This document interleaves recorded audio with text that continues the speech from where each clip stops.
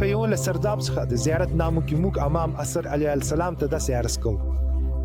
شهادت ورکوم چې ته ژوندی او تر هغه به لومړیږي څوک چې جبت او طاغوت له منځه لاړ شي. موږ شهادت ورکوو چې ته ژوندی تر هغه پورې چې راشي او د جبت او طاغوت بطلان ټولو ته څرګند شي. په دې زموږ شهادت کې یو مهمه او نازکه ټکي دا دی چې خامخا به د ظهور موضوع ترسره کیږي او امام اثر علیه السلام ژوندی دی تر څو راشي او د جبت او طاغوت بطلان ټولو ته څرګند شي.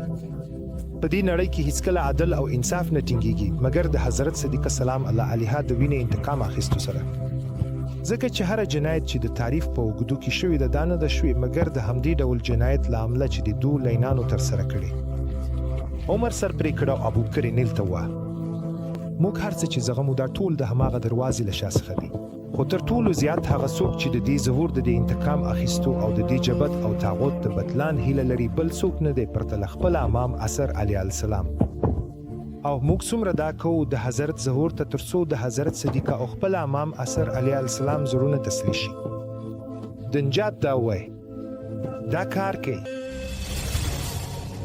خدای ژر تر ژره الفرایز ته لاړ شه